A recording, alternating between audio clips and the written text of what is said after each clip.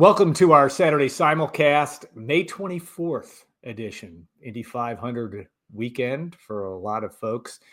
Indiana Pacers are still reeling for that game on Wednesday night. Now, by the time many of you see this, they'll have played on Friday night, but one of the great comebacks in the history of I don't think I've seen anything quite like it in basketball, and I've watched a lot of basketball. But we have a very special show today. Chad Q. Brown will join us from Profile Behavior. Chad and I get to see each other a couple times a year. It's a highlight of I always learn so much. You will learn a lot when you watch. You get smarter when you get chance to be with Chad. And you also get smarter when Brian Neubert joins you and talks some basketball. He will talk that on the back end of today's show. We appreciate you. We also appreciate our sponsor, the Union Club Hotel, the Boiler House Prime Restaurant. I don't know if Chad and I, we can talk about having a darn good meal and then some of their beautiful facility, the Pete Dye Clubhouse, amazing on Purdue's campus. It's a nice bar up there too, to say the least. If you're into that, great spot as well. So I will bring Chad on, and we're going to have some fun here, for me at least, because we get to see each other about twice a year where we actually sit down and talk, which is, again, a great thing for me. But always something interesting. Chad, profilebehavior.com, the CEO, and really an interesting business model. I always ask, because not everybody's watched all our shows. We'd like to think they have. Sure. But give me the elevator speech, a little bit about what you guys do and what you bring to the table, and then we will go from there. Yeah, thank you, Alan. You know, I love joining your show, and obviously Purdue alum, Purdue faithful. When Profile is a behavioral analytics, think personality profiles for athletics, and we work with not only all sports at Purdue, but the NFL Combine, the Dallas Cowboys, and college athletic departments around the country. And very proud, to work with, Mike Levinsky and all the coaches there at Purdue. But a lot of people know of personality behavioral assessments. There's a lot of them out there. Just through the years, we've learned that, they can help with the recruiting transfer portal. That's our, innovative way to, give Purdue and our clients inches, seeing things they can't see with, in behavior and, how people are wired in a fast process. And so over 13 years, we've been doing this, and, Matt Painter and Purdue basketball were our first client, and people think Matt and I have known each other forever. We actually did not know each other until probably 2010 or so, and got to know each other a little bit there. So anyway, that's the big picture view, but have learned a ton and work with, we've grown. So we work with a lot of college athletic departments, different sports around the country. So we hear all the different stories about rev share, NIL, the transfer portal, the evolution of college athletics, and even go back to when, conference realignment was happening. It's an ever-changing world, and it's a fun world, but there's a lot going on. Well, and I know you'll blush and or dismiss this comment, but everybody talks about Matt Painter and that transformation after those two losing seasons, or seasons that didn't go as well as he would have liked. Sure. This was a big part of that transformation, and obviously Matt changed a little bit about who he recruited, how he recruited, what pieces to the puzzle that he put together. But talk about the early part of that relationship and the fact that, it wasn't like in the 2 years that the Boilermakers struggled, that it wasn't that they were all bad guys, right. But it was truly a case of, as Jim Collins talks about, getting the right people on the bus to be able to put a team together that could be competitive, and the rest is history where Purdue men's basketball has come. Yeah, I mean, a lot of people on this, listening are in business, and finding fit for your team is a subjective thing. Our assessments help you figure out fit.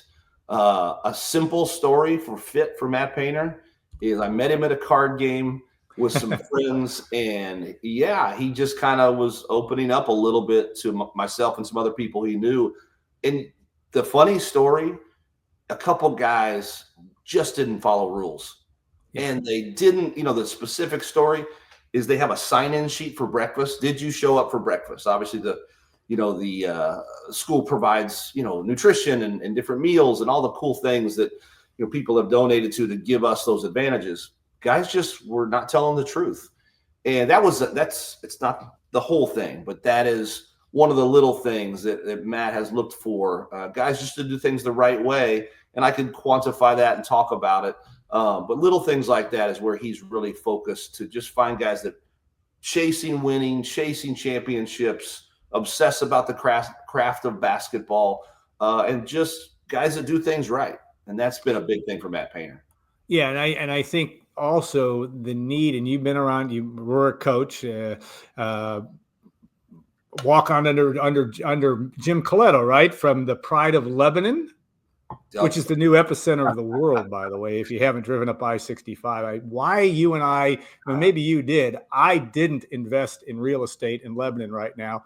What a dumb move, because we'd all be doing well. But so you had to walk on and then coach. But you talk about that dynamic, and so you bring that level of understanding that this is what coaches have to deal with. They have to deal with people, and it is a fine line, is it not? It's not coercion. You've got to get them to do what you believe in, but you got to know what they believe in going in. That seems to me to be the crux of what you're getting done. Yeah, 100%. And thanks for bringing up the real estate thing. Yeah, no doubt.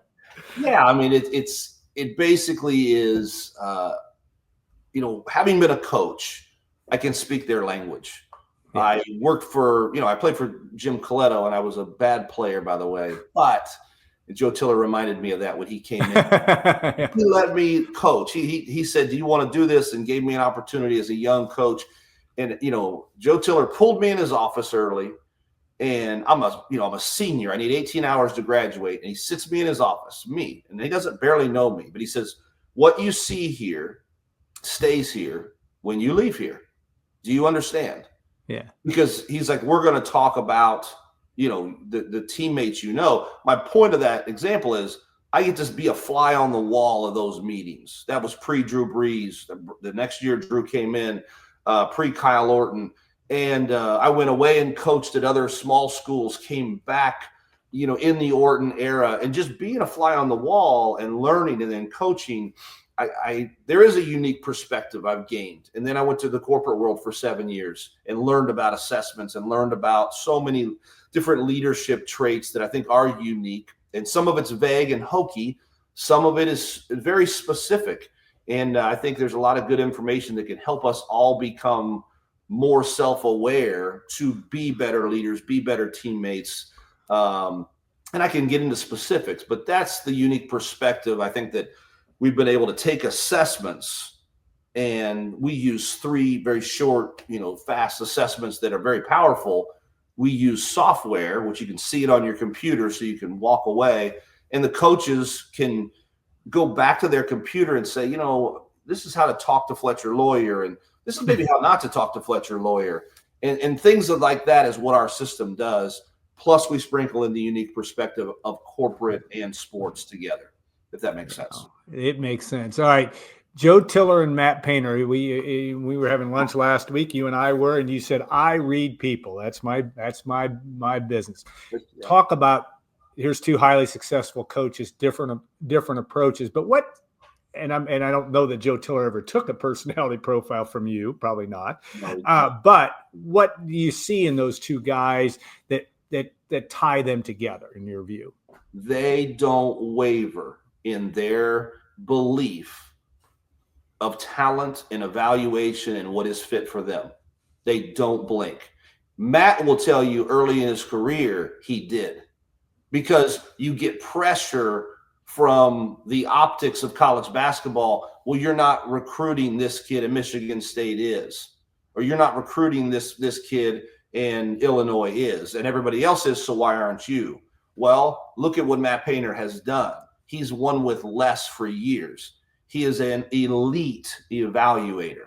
I had an NBA, I'll tell you a story with it. I had an NBA, let's just call it executive, sit with me and said, "I love sitting by your guy, Matt Painter, at these events." And there's a list of NBA top 100 talent a few years ago. And he said, I sat by Matt, and Matt looked at that list, and he said, "See these top 50 guys right here?" And he looked at the NBA exec, and he said, "Sure." And he goes, "These are the guys I'm not here to see, just so you're clear." And Purdue fans may go, well, I don't like that. No, he continues to win with the right guy. And there's a lot of ways to skin a cat. And there's a lot of talented players out there. Just because you get labeled a top 5 or 5-star, everybody, that doesn't always mean they're going to make it. And we could tell stories for days on that. But Joe Tiller, when you look at what he did, they didn't have NIL, the transfer portal, all the crazy today. But Joe Tiller walked in and knew what he wanted. I was a part of that, meaning wide receiver core was one of the weakest areas of talent. And they brought in, I think, 6 junior college guys. That's what they used to do back in the day instead of the portal, because they needed to be, better at throwing the football. And they flipped the roster even back then in a different way. But if you didn't do what you were supposed to do, Joe Tiller, I can tell stories for days on that as well, would stand up and say, you're no longer allowed to be here. He would make it a point in front of people, in front of the whole team, and you would be walked away and you would go get your stuff from, the equipment room, and you're gone. So I'm getting to know Barry Odom, but guys, everybody listening, that's happening here. You see a lot of, there's a little bit of this goes to Joe Tiller in my mind when I see Barry working over there. So it's a little premature, but they're doing some cool stuff over there. Obviously 55 new players. Cliff Jackson, Randall Lane. There's some great names back there of guys that he brought in, and they were a motley crew to some extent. I mean, they were all from different places, had to assimilate to West Lafayette, Indiana, but I think that common thread, Joe Tiller was able to get that across, and obviously the success that he had. How much of that, when you go back to, your coaching days, did you sense even in those days you were, that great Purdue degree you had, that this was something because we've had the explosion since Moneyball of data everywhere, right? Sure. And all of this, everything being measured, ways to measure everything. Where did that light bulb come on in your head where, this could be a good business plan. This is an interesting thing. Did you always look at this and say, boy, we're missing this, and I need to figure this out, or somebody needs to figure this out? Yeah. Joe Tiller let me recruit. He gave me the states where there were barely any Division I players, but I got to recruit. And I remember recruiting a lineman from Missouri, and I was going to get him. I worked my butt off to get him. And at the very end, he went to Michigan. And he just says, I love everything about Purdue, but, the name, whatever. So I never forgot that story in my head. I coached for 10 years. So I have a double PhD in coaching maybe? Yeah. It's not good or bad. It just means it's a lot of years doing it. 7 years in corporate America. That's where I learned assessments. And I knew athletics wasn't doing it. So I'm like, what if you could give it on a phone with speed, get a kid to take it, make it something that helps the kid and the coach and their relationship. Let's say a coach is very analytical, thinker, detailed, process driven, but the kid is more like, I think like Jameis Winston, Baker Mayfield, kind of those, they're very free, don't micromanage me, audibles, they play a little more free. Those two personalities don't always jive, but they're guessing on that. And my mind was like, if you knew that, you're accelerating the relationship, the chemistry, even trust at times with coach and player. And in recruiting, well, Purdue, from a brand recognition standpoint, maybe didn't have the brand recognition that a Michigan and Ohio State had. So how do you gain an advantage? Well, what we do is inches, everybody. Yeah. It's not winning us a national title tomorrow. I'm very clear on that. But is it inches that things in people you can't see? Sure. So how do you actually beat, some of these bigger brand names? To me, those kind of things, what Profile has done, it has given our clients, and there's a lot more than Purdue nowadays, which we're super proud of, but it's really cool to see how it's given people an advantage in recruiting, and obviously with the portal, which goes even faster. And you're a sales guy, but you back it up. You have had coaches, and you know this, Joe Tiller was an old school guy. Who knows whether Joe Tiller would have bought off on what you were selling? Probably would have because of you. But my point is, how much of a challenge is it to talk to coaches when you're and even if you work with an athletic department, Purdue, others, where a couple coaches say, I know what I'm doing. I got my own data in my head. I can see. I know what I'm doing. How do you sell them on that, and what are your primary selling points about trying to convince them that this might be a good idea to follow this?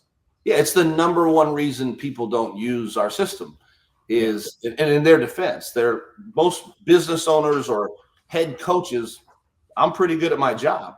That's the number one reason. I've had success. Why do I need your system? Respectfully, I totally understand. Coaches push their kids every year, their student athletes, to get better and improve. Could we push back there a little bit? Sure. But it is new and it's not always for everybody. Whether you're a business owner or whether you are running an NFL team, that it's just the thing that kind of lingers right there. The other reason people don't use it is they just don't slow down. You know what I mean? Yeah. They're just so fast, and you got to go so fast. It's hard to sit down and go, hey, Zach Edey really cares about loyalty, and maybe we should pay attention to that. What does that mean? It's really high in his profile. Those are the little things in inches. But I will tell you, if somebody has loyalty high in their profile, careful with threatening them with the bench every day in practice. Yeah. Old school coach, but you don't know that. And you guys wonder why people leave. Yeah. I want to, and without you don't share information on these surveys to the public, but I do think you've made an overriding comment. I don't think I'm out of bounds. Zach Edey and Matt Painter, interesting personalities that are similar, that they would have worked well together. Talk about that and why certain things work and how much Matt maybe. Again, Matt's a traditional guy. I mean, he's an old school coach type person, believes in certain things. But talk about that, about how that similarity and how they worked well together, and also maybe guys. And now you don't have to necessarily mention names, but guys that are totally different that Matt and staff have had to adjust to. Yeah, I think Matt uses us as a data point, right? Yeah. And his staff has gotten good with it through the years as a data point. It sounds simple. It's actually a bunch of data points, right? Is someone naturally high in trust, or is someone, you got to earn my trust? Well, neither of those are bad, but it's like you kind of want to know. What about people that are very detail oriented? The little things matter, the footwork, the angles, versus some people that are just instincts and go fast. Matt really has focused on little data points through the years that have fit for him. And Zach Edey was very detailed, was very methodical, was very routine based. Matt is definitely that way, but that's not the reason he takes Zach Edey. You take Zach Edey because he is Zach Edey, and he has a lot of upside that, a lot of times we don't know that Braden Smith or Zach Edey are going to be that successful, because the work has to be put in, the development has to happen. Matt Painter's staff does not get near enough credit for all the greatness that they have developed internally. But if you look at like Isaac Haas, or even Fletcher Lawyer today, or Carson Edwards, those in profile land are very different than Matt.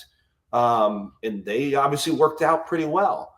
It doesn't mean that there are things that can, be, where people can butt heads a little bit, but that's sports, that's leadership, that's life, that's parenting, coaching, mentoring. You're going to have some of that stuff. And I actually think you need it. You need a little bit of bumps in the road, a little bit of healthy debate. The whole not being disagreeable is the key. But going through some hard together, working through different personality conflicts, communication issues. When you go through some hard together, I just think that is chemistry. But everybody says chemistry and culture, but nobody tells you what it means. To me, that's a little more context with those two terms. Yeah, I'm going to say Matt Painter and Carson Edwards. Not that I knew Carson that well, probably couldn't be any more different. But Matt Painter's ability to hang with you got to remember in 2019, Carson did not have a great Big Ten shooting season. He came on in the NCAA tournament, and if you watch the game on Wednesday night, the Pacers, Aaron Nesmith hitting 5 threes in that last minute. The only other guy that name it came up in terms of getting hot in a moment like that was a guy named Carson Edwards. So being able to play the long game with guys and knowing that there's a place for them is a coaching skill, but it's also a player's skill to have to have enough trust in the system that it's going to work. Yeah.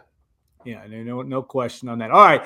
Purdue has obviously embraced you and part of its forging ahead in 1869 campaign. And this is not a fundraising story, but it's an interesting story in Purdue's investment in athletics investment, almost $20 million in this, and its ability for them to go out and say, we are in today's NIL world, today's world where it's in some sports, especially you've got a lot of new guys and new men and women on your teams, but talk about that and what that's meant, not only working with Mike Babinski and staff and Matt Painter and staff, and even going back to Tony Ursuline, one of the early adopters in wrestling for Purdue, and an interesting story there. But talk about that commitment and why that really is starting, not just because the job you've done, but really the job that Purdue Athletics has really been, in some ways, at least some of its highest profile teams, at a very high point. Yeah, Jalen Rose. Does everybody remember Jalen Rose? Who's an ESPN analyst today, played at Michigan Fab 5, came out in the media and said, Matt Painter better change his ways. Yeah. You better open up that pocketbook. And it's funny to me when people say dumb things like that, because Purdue University is in an unbelievable spot when it comes to support. And everybody listening, if you are a part of that, we are doing it so much better than other people. And, what we do was put in front of a campaign called Forging Ahead. There was an unrestricted campaign for the athletic department. John Purdue Club did an amazing job. That was their vision. That was Tim House and Nick Logan, the guys that run the John Purdue Club over there. Yeah. And they raised over $20 million in a year based on that particular campaign. Now, there's obviously other people like, the great boosters like Ted Gilov or other people that have given to brick and mortar campaigns. Those obviously exist as well. But a lot of what I learned, C-level executives, people in business that understand data-driven hiring, data-driven talent development, said, we're giving money, we're going to get behind Purdue. And again, it's amazing how much support Purdue gets, but yet they don't have that. People think they don't open up the pocketbook, but they do. You look at who's stayed and look at the team we've got coming back, preseason #1 in the country. They've done an amazing job with support behind the scenes. And that's a credit to leadership. A long time ago, when I played and even when I got out of school, Purdue got picked on, that they didn't do the things necessary to recruit the top kids, retain the top kids, facilities were behind, things like that. Everyone needs to understand we have everything we need. We've got to just keep evaluating great in all sports, develop, and our staff, our coaching staffs have been phenomenal. But the support Purdue has, to me, and what I've learned over the past, I'd say 10 to 13 years coming back and being around, has been amazing. So the board should take credit. Our president, Mung Chang, is unbelievable. He is front and center with all of athletics. And I'll end with this. Universities around the country, guys, we have a lot of clients, and I'll fly around. I was just at the Big Ten meetings in Los Angeles, California. That was pretty cool to see that. And presidents are at those meetings. It's not just coaches, head coaches, athletic directors. And you learn that college athletic departments don't, they have a big brand, but they don't have the support like Purdue has. Just because they have a big name, there are many big names, SEC schools, Big 12 schools that I learned where an athletic director said, no, I don't think NIL will last. I don't think the rev share stuff will come. And so they got left behind. And I'll back that up. If everybody look at the Pac-12, ask Oregon State how they're feeling today.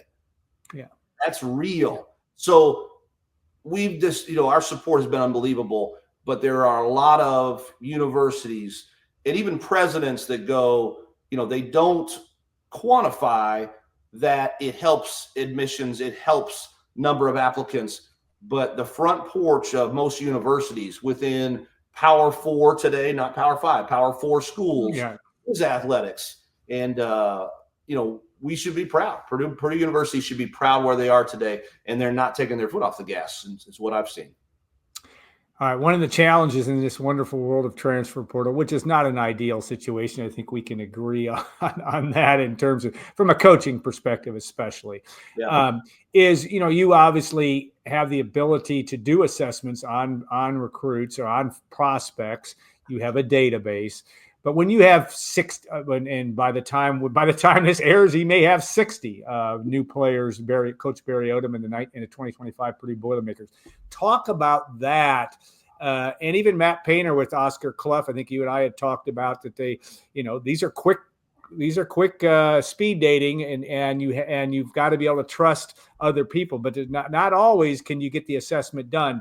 And coaches can have that full disclosure. But how does that present an extra challenge for you in that wonderful world of the transfer portal, especially in football when this all comes up so quickly? We thought it would, but it hasn't, because it's all how you present it.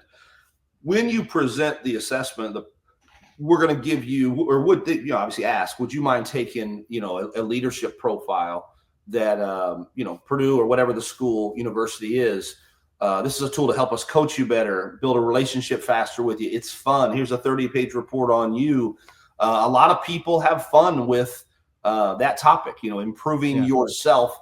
We always say there's no high school class or college course to teach you about self-awareness. So it's new to people a lot. And we've learned, Alan, I never would have thought this. You know who likes it the most? Is actually moms and dads. Yeah, absolutely. It's so like to sit there and read about, their baby on a report on, and the coaches don't have time to explain it all. But if you go to like one page and work through some values, some key things for the student athlete, Matt does that. I can think of other, ACC coaches and SEC coaches that have used it in communication. It's a tool to help all those things. Yeah. So in the beginning, is it like, what is this? Sure. But if presented in the right way, the kids do it. And again, we've been doing this over a decade. Coaches are usually the ones that are the more reluctant one, to be honest with you. The assistant coaches usually are like, I'm not comfortable doing that. But it's just like riding a bike. Once you do it a few times, it happens. And a lot of our sports are starting to do it even more. It has taken a little bit to get our sports going on the recruiting side, but they've been great as they kind of rep that. Yeah, I've taken both of them, and I'm not certifiable, but it does go fast, and it's fascinating. You look at yourself and you say, yeah, that's pretty spot on. So, unfortunately for me, never a good enough athlete that a coach would never have to look at that, but I have to look at myself. So that part's good. Tony Ersland's an interesting story because Purdue's wrestling coach in the murderer's row. Dave Shondell has the same situation to some extent in volleyball. It may be other sports. There's other sports out there too, but here Tony has to have incremental steps. Purdue wrestling can be excellent. They had two guys. They had their best finish since 1992 this year. But my point is trying to make incremental steps in a league that's maybe arguably impossible that you're ever going to crack the top 2 or 3. Right. But just talk about how he's used it, because he's got a unique, not only with Matt Ramos and Joey Blaze and others, but he's taken an interesting approach to it. And he was, again, an early adopter to this and bought on. And he seems to really, in my view, again, don't know a lot about wrestling, but seems to have developed a program that could jump because he's getting the right people there that want to be. Joey Blaze, for example, big wrestling family. His brother is an elite guy. But you got to get the right guys that want to get better. And both those guys certainly did. Yeah, Tony was an early adopter, and he is relentless with recruiting. And he has his challenges, just like the stories I told earlier about brand recognition or whatever. And Yeah. what's cool is I would look on Twitter, and in the past year, I'd say even 6 months, and I'd see the success they were having. And people will ask us about our business, like, where do you want Profile to go? And what do you want it to be? And as much as we'd love it to be a household name in college athletics, the best part for me really is, and don't judge me here, but being at like a sports bar, traveling on the road, seeing clients and seeing the ticker or on Twitter with some of our clients having success, because you can't quantify what we're doing. They're helping success, but you're still proud of that. And seeing Tony with his success has been unbelievable. He uses it. He gave it to a lot of former wrestlers that were benchmark guys for him to measure. So did Matt Painter. So that was kind of a cool thing. In other sports, just to make sure I give, Tony's been unbelievable with it, but Maggie Frazzati with softball, has been all had a breakthrough year too. But yeah, go ahead.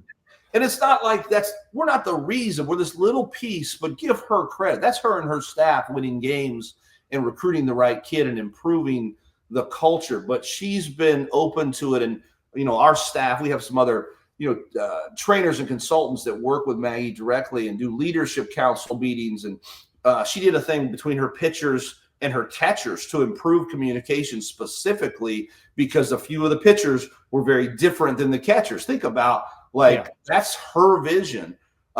Katie Gerald says, she got hit with the less NIL money early. So we've seen that and she'll be the first one to tell you, I got to be better, but she's gotten a lot more support lately. She's used it unbelievably in the portal in the last year, especially. So those kind of stories, Tony kind of kicked that off from the football, basketball, world. And that's been cool to see. So I love seeing their success on social media or just talking to them in passing and hearing that from administration.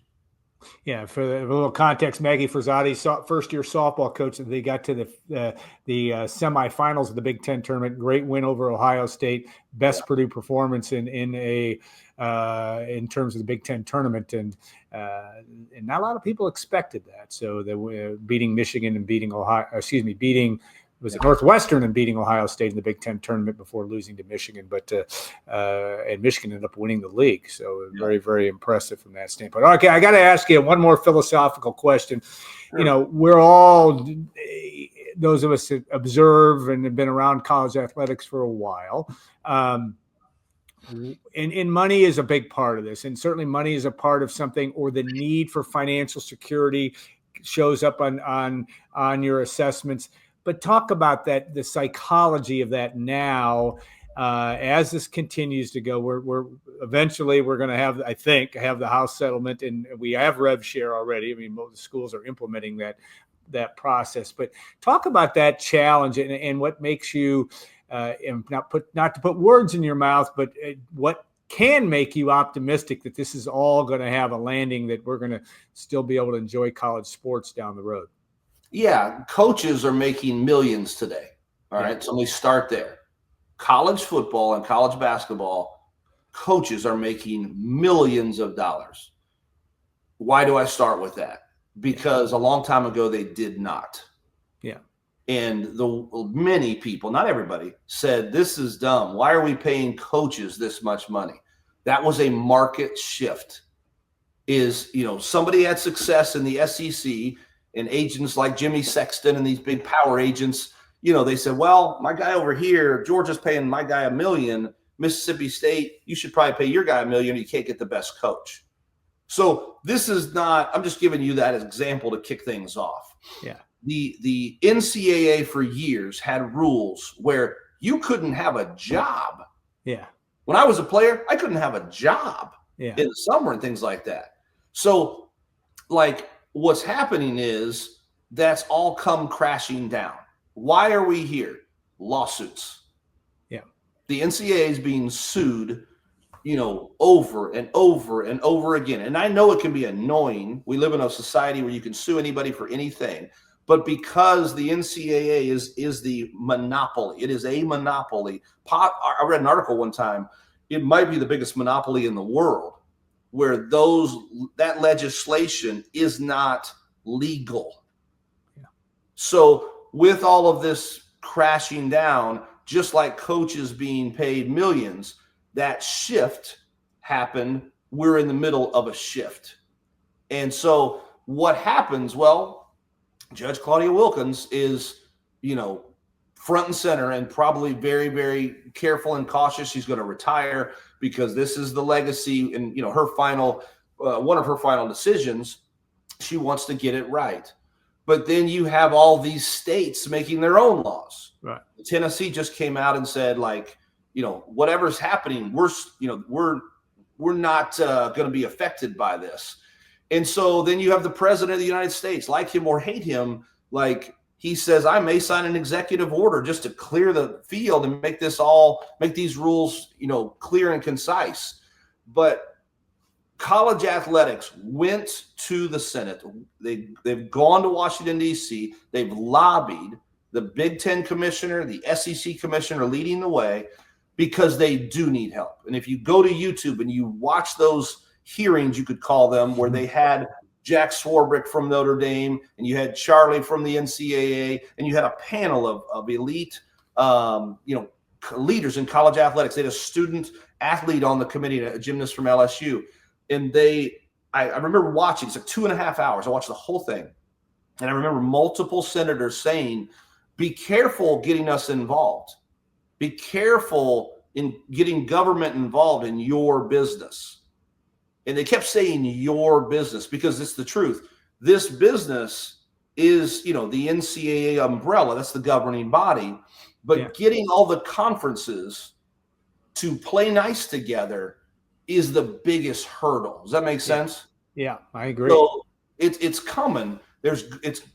Governance has always been the biggest issue. Who's going to govern? Meaning someone breaks a rule, who's going to, obviously enforce that rule? Well, the NCAA finally just said, we're not doing it anymore. And why are they doing that? Because they're sick of getting sued.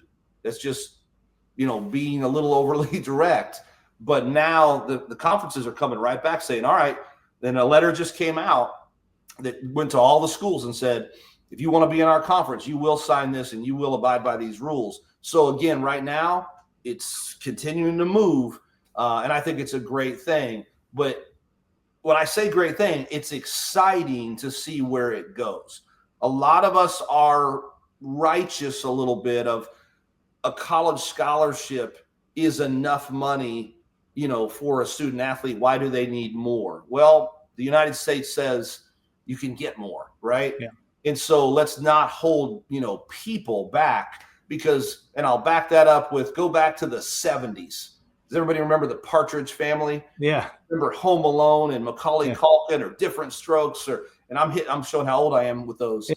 But those are childhood actors that made millions a long time ago. The Beatles, the Rolling Stones. This isn't new. Everybody get off your high horse. Let these kids make money, but we just need better guardrails. And that's happening right now. So everybody should be excited because it's going to improve the quality of these teams. And then the sad part is some people are going to get left behind. Mid-majors are struggling there.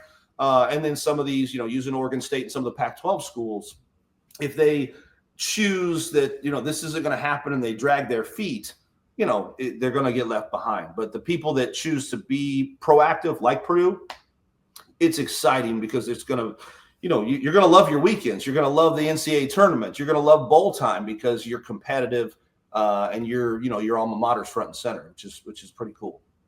All right, well said. And like I said, I promised you that you that have been watching and listened to all this, that you would be smarter. We all are after hearing from Chad. Alan Karpick saying thanks to Chad Q. Brown and you can see him on profilebehavior.com. And he's always nice enough to join us a couple times a year. It's always a good part of our shows, and we appreciate that very, very much. All right. We'll take a short break. I don't know, in a YouTube, we're gonna transition to Brian Neubert, somebody that Chad knows well, and we'll talk some Purdue hoops and more. So stay tuned. We'll see you very shortly. Brian Neubert and I will break it all down and make it all very, very clear to you. At least we'll do our best. Thanks so much, Chad. Thanks, Alan.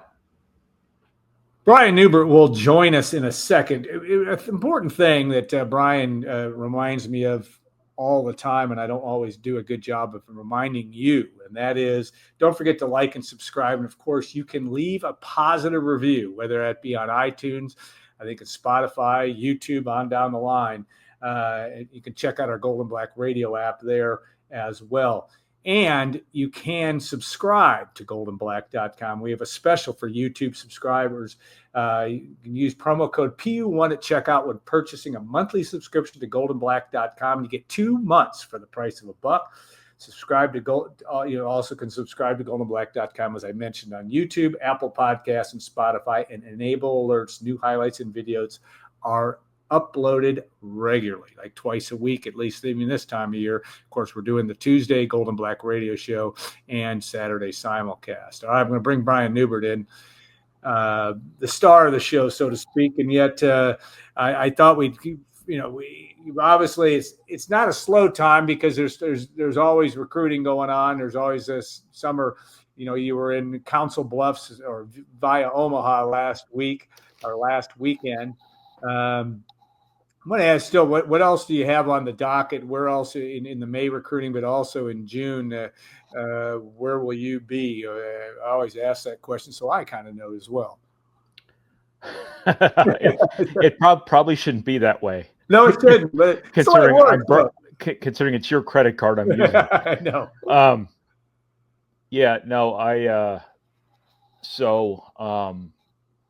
June, there's a bunch of high school evaluation periods.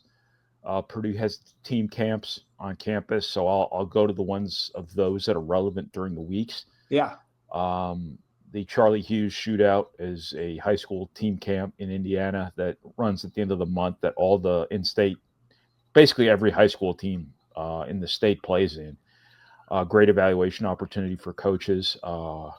Great opportunity for wonks like me to watch guys play with their high school teams a number of times. So that's one. The IBCA has its top 100 workout at the end of June. I don't think I can make that this year, but most of the top players will be there. They have done a good job moving that out of AAU's blast radius. So all the top players generally can come to that now. The Indiana junior and senior all-star games go on in June. So the best players in the state, provided they don't have conflicts with things like the NBA camp in North Carolina, which coaches can go to. So Purdue's coaches, I'm sure, will go to the NBA camp too. That's an exempt event. That's not an evaluation period, but it's something they let coaches go to. I'm not sure what the USA basketball stuff is now, whether or not Purdue and other colleges can go out to Colorado Springs and watch those workouts, watch Daniel Jacobson, watch some of the high school kids who are trying out for those teams, watch some international players. I don't know. But in terms of myself, I'll just be in kind of kicking around the state, watching in-state kids over and over and over again, to the point where I'm tired of watching them and they're tired of seeing me. Never. That's never the case. But always. Yeah. How about Purdue also will do some workouts right in June? Is that correct? I mean, from a team standpoint? Yeah, once the team enrolls in June, I think they start up June 11th or somewhere there. Right. Now, Daniel Jacobson won't be there because he'll be trying out for the under-19 team. I don't believe Omer Meyer will be there yet because he's got some international obligations too, I think in the same event as Daniel Jacobson. But right. I think that's correct. Yeah. Everybody else should be there. As far as I know, everybody's healthy other than Raleigh Burgess. And it should be a relatively complete roster for the summer. And they can start getting to know one another. Everybody can introduce themselves to Oscar Clough, say good day, mate. Antoine West can get in there, start getting some experience practicing and things like that. And Liam Murphy as well. And, Purdue has great continuity, and the summer is important in the sense that onboarding these newcomers into that continuity is going to be a key to those newcomers' success. And one of the keys to Purdue's success overall is those newcomers doing what they were brought here to do. Yeah. And so I think they're all important off seasons, every one of them. But this is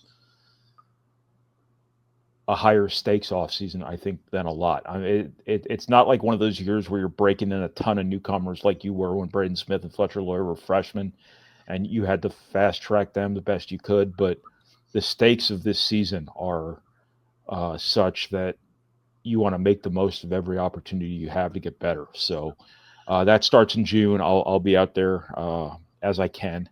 Purdue's usually pretty good about access, so hopefully I'll be able to give you a pretty good idea what's going on.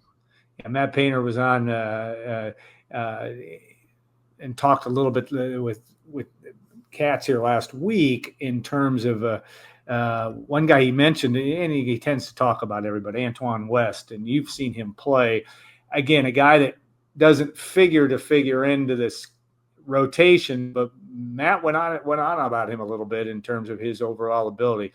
It's a guy we don't talk about because of all the other names that are coming in. But yes, he may not get to play a lot. But what is his skill set like? I know you've talked about it over the years when you watched him play. But what do you see? Well, unfortunately, I never got to see him play live. Oh, that's right. Last year, that's right. I meant to get up to Toledo at some point to see him, but the Big Ten schedules just make it impossible anymore. Yeah, impossible. I actually never got to see him last summer either. He was hurt in July. Yeah, right. I would have not totally spaced. I would have gone from Rock Hill to Augusta to see him play had he been playing. So it saved me a trip to the Peach Jam. So that was not the worst thing in the world for me. Serendipitous, yeah. I have watched tape of him. I have watched some of his games. He's kind of like an Each One More body type, got a little bit of Each One More game in the sense that he's kind of a shot creator, kind of a guy who can get the pull-up jumper, shoot threes, get to the basket. Probably a guy Purdue viewed as like a scorer, a shot creator. You got to have a few of those on the roster at all times, and I think Purdue views him that way. They don't need him to do that anytime soon, probably. That's not going to show up this year, barring like worst case scenarios of guys getting hurt or anything like that. I think time's on their side with him. That's the way I like to put it. That's kind of how I code. He'll be a redshirt candidate. Yeah. And I don't always like saying that out loud in the offseason because I've said it a lot of times before and not been correct because Ryan Klein came here planning to redshirt, didn't redshirt. Zach Edey was recruited to redshirt, ended up not redshirting, and there were reasons for that after Matt Harms left. But it may seem obvious a lot of the time, but things have a funny way of changing, and it's very possible that Antoine West comes in here and is really good and ends up not only not redshirting but playing. Yeah, anything's possible this time of year, but I think Purdue likes his ability to put the ball in the basket, create stuff, and he's definitely part of their long-term plans. Yeah. Andy Katz also, in one of the last questions. I thought you were talking about felines before when you were talking about Matt Painter talking to cats. I thought that was a little well, it would have helpful if I'd have used his first name. That makes way more sense, actually, now that you say that. It's been one of those days. But the one question that I thought was kind of interesting in the interview was just his discussion, and I was unclear of what Matt Painter's real thought was. There's been some discussion about going to quarters like we see in women's basketball, in women's NCAA basketball now. And then also we see so much now in the NBA playoffs with we see it all the time in the NBA playoffs where you can, you have a challenge and the ability to maybe speed things up or at least change the way that reviews are done. Matt Painter said he was open, as I recall, open to both ideas, certainly ways to maybe speed the game up down the stretch. What do you have any thoughts on that just as you watch it? And, of course, we watched the Pacers and Knicks on Wednesday night in that crazy game, and a challenge came in very handy. Obviously, it often does for the Pacers down the stretch in that unbelievable comeback. But what's your take on some of that? I'm all for the challenges. I'm just morbidly curious to see how long it takes if Big Ten officiating can get to the first media timeout without being challenged. Yeah, it's going to be hilarious. I'm staunchly of the belief that Big Ten officiating is horrible. Yeah. So that's kind of where I'm coming from there. But refs don't like to be showed up. So Yeah. I think that's something that college basketball will have to massage with their officiating, or hopefully forcing officials to get better. Yeah. Hopefully forcing conferences to not have officials doing 5 games across the country in the span of 7 days. Hopefully compelling officials to not, buckle to home crowds or buckle to coaches screaming at them, things like that. The human element of this is very real, and I think college basketball has an officiating problem. It just does, and I think that anything that allows that to get better, provided the officials don't throw a tantrum and purposely get worse to deep six everything, that's just kind of me joking, but yeah, I hear you. I'm all for it. Get one more call right a game, and that's important. Now we've seen any number of reviews over the years still get it wrong. Yeah. So the challenges are not a fail-safe, not a guarantor of getting calls correct, but at least they would be a measure of accountability for a segment of the game, an element of the game where there is no accountability. There is no accountability for officiating. I'm of the opinion that they should, make those conference evaluation reports public every week. The schools have to publish their injury reports, right? Yeah. Why shouldn't the conferences then in turn publish their evaluations of their officiating? Just makes sense. The media guidelines for pool reporters with officials are very narrow, almost pointless. There's just no accountability. So any measure that affords accountability with the officials is welcome, in my opinion. Now, to the 4-quarter thing, do we want more end of half sequences? That might be a little bit more exciting, perhaps. Do we want the fouls resetting after every quarter? I think some schools that benefit from the bonus, who are built to draw fouls, probably want to be careful what they wish for there. Now, it's the same amount of minutes in a game, and I'd imagine the bonus threshold would be proportionate to that, so it might not be that big a deal. But I just have never really seen much positive benefit to going to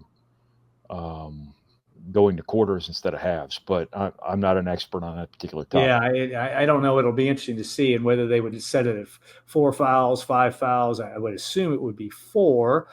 I would guess, considering it's 7 in a 20-minute half. I don't know, but that's going to be an interesting thing. There's always things, and Matt Painter is always looked at, I think, in those situations as someone that is looks at things pretty straightforward and probably gets a lot when those discussions are had. I would imagine some folks listen to him.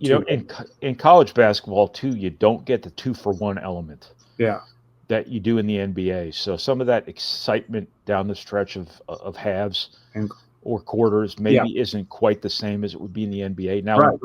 When Purdue had Carson Edwards or Jaden Ivey, they could just go, and they did it anyway because they had guys compatible with 2-for-1 basketball. I don't know if every school in the country has that. So you're more likely, I think, to see those first and third quarters end with 1 30-second possession and then one clunky end of half possession. So it's if that's part of the calculus, I just don't know if that's going to be reality in college basketball. Don't think it's going to happen next year. There's some talk for that for down the road. We shall see. Of course, some other news of the week: Zach Edey makes the NBA All-Rookie team. I think he had third or fourth most votes. Your thoughts on that? Just because it's the narrative has been, there's. And I think Zach has talked even a little bit. I've watched of his media with, being quite proud of the fact that he had a very good rookie season. But what else do you take from that? Obviously he's a guy that's has a chance to have a very long NBA career and got off to a good start. Yeah, the quote unquote narratives around him have always been stupid. Yeah, like just dumb, just intellectually dishonest, stupid. Whoever in a million years would have thought the best player in college basketball would be a good player at the professional level? Yeah. It's just mind-boggling that could happen. The biggest, strongest guy who's really talented, who was as productive as any player college basketball has ever seen, who in a million years ever could have thought that guy would be a productive professional. Yeah. I get the questions. He's really big. It's a smaller league. The game is getting smaller. But if you looked at Zach Edey and said, this guy can't play in the NBA, you don't know anything about basketball, anything. Yeah. And there are people out there who are very outspoken about this and really showed their asses on this. Yeah. Pardon my French. Yeah. But I think Zach Edey was always going to be a good pro. Was he ever going to be a superstar? I don't know. Was anyone drafting him to be a superstar? No. What you have to do is you have to watch college players take what they do and fit that into a more narrow role in the NBA, and take stars from college and project them into narrow roles that make the stars better. And I think when you look at Zach Edey, you want him protecting the rim, you want him rebounding, you want him making all of his dunks. That's not that broad a job description. Yeah. And there was no way that he was not going to be able to do that stuff. And you have seen exactly what I figured he would do. He would be a relatively low usage, relatively high efficiency player who fills a role very, very well and will play in this league a very, very long time. People just, for some reason, Zach Edey, of all people, the nicest kid, one of the hardest working kids, became this polarizing take magnet in the court of public opinion. And it really bred stupidity.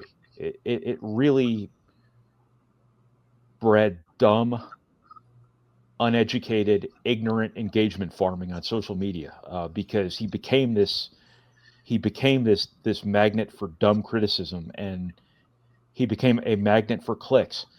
Yeah. And when clicks are at stake, social media becomes purposely stupid.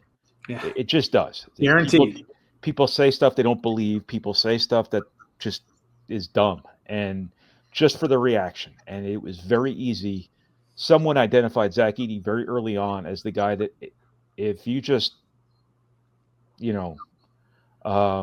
if you just criticize on Twitter, you will get a reaction. Braden Smith's got a little bit of that too. Yeah, absolutely. Zach Edey was too big and Braden Smith is too small and too white. And I think that those guys have become this weird, there's this weird polarization around these guys and Purdue as a whole.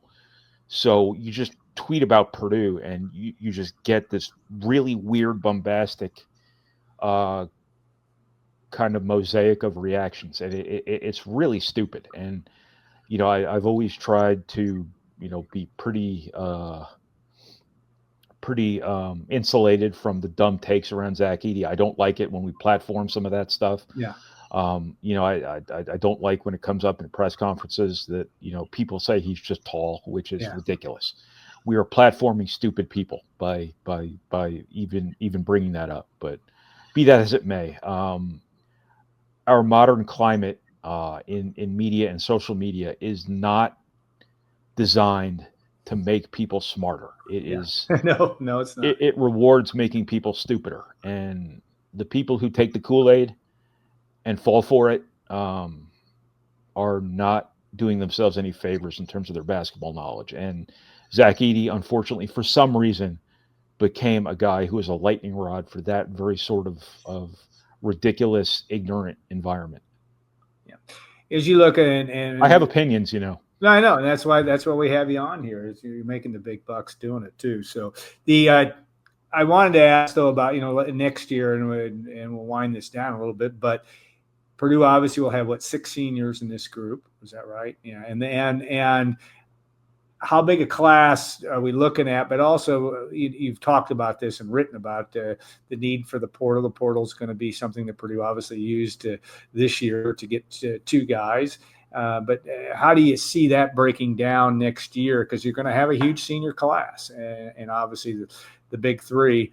will all be departing, as will Oscar Clough and Liam Murphy. But all of this ties into what Purdue will look ahead in 26-27, as if you want to start worrying about that right now. Yeah, I think they have 5 seniors, don't they? Right, 5, not 6. So 5 seniors, but then you also have to account for anything that might happen that you're not anticipating. So this is going to be a big class. I would imagine they'll max out their scholarships and then some, because it just makes sense nowadays. I would imagine they're going to sign 5 or 6 guys.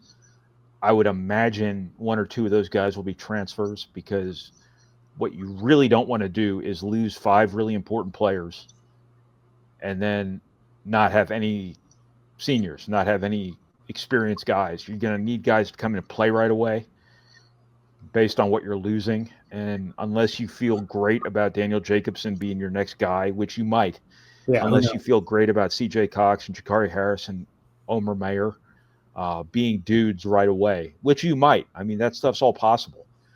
You might feel really good about what you have in your program right now ascending to that next level, but it makes sense to bring in guys who are better equipped to help you right away. It makes sense to break up your classes too. You don't want to bring in 5 freshmen and then, if everybody stays in the program, have 5 freshmen leave at the same time, and then you're right back in the situation we're talking about right now. I think Purdue's going to keep utilizing redshirting. I think Purdue's going to keep utilizing the portal, probably on an every-year basis at this point. Not necessarily for its best players, sometimes for its best players, but not always. But I think they're going to keep having to add a piece here and there every year. So it's going to be a big class. It's going to be at least 5 guys. It's probably not going to be finalized until after next season because of the portal cycle and things like that. But, you've already got Luke Ertl. You badly want Trey Thompson. I think Purdue's still in a good spot for him, even though he's finally getting his offers that were due to him. I think you really want Jamin Sondrup, the big kid from Utah. I think you really want Junior County, the guard from Utah. I think there are big guys that are going to keep recruiting too, 7-footers. I think they'll look internationally. I think they'll look in the portal. Between the high school ranks internationally and the portal, it's just so hard to predict what's going to happen right now. So, but it's going to be 5 or 6 guys, maybe more, regardless. Yeah, interesting. It's going to be an interesting thing that you follow very closely, and it'll be a storyline as you look ahead to the future of Purdue basketball. All right, Brian, thank you, and appreciate all your knowledge coming in and good stuff here from today. We will be back. We'll have something of next week. Exactly what? Sometimes it's a moving target. We try to have the Saturday Simulcast just about every week throughout the summer. There may be a week or so that we don't have it, and of course the Tuesday radio show, Gold and Black Radio, that Derek Schultz hosts, that Brian Neubert and Tom Dienhart are frequent guests on. We'll be having that throughout the course of the summer as well. All right. We want to thank also Chad Q. Brown, who's somebody that Brian also had a chance to talk to on Thursday, and we'll be doing some more with Chad down the road as well. He's excellent guest, really good stuff here in the first part of the show, as was Brian. But also a reminder again, don't forget to hit the like and subscribe. And of course, you can leave a positive review. Brian Neubert only wants 5 stars too, please. 5 stars, yes, 5 stars.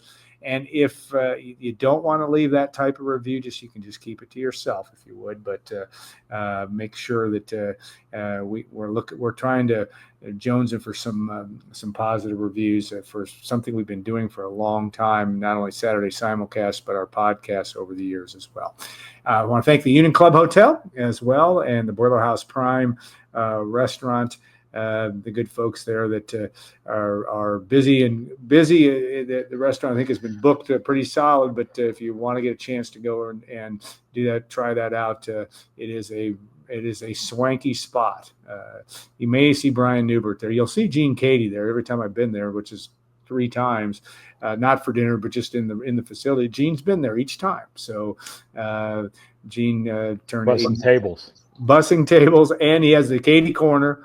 He's 89 years old now, so he's still and he played golf on his birthday this past week, so he's doing all right from that standpoint. All right, have a great rest of the weekend and your Memorial Day weekend. Be safe, and we'll look forward to seeing you not only on Tuesday for Gold and Black Radio, but also next weekend for Saturday Simulcast. Be well, all.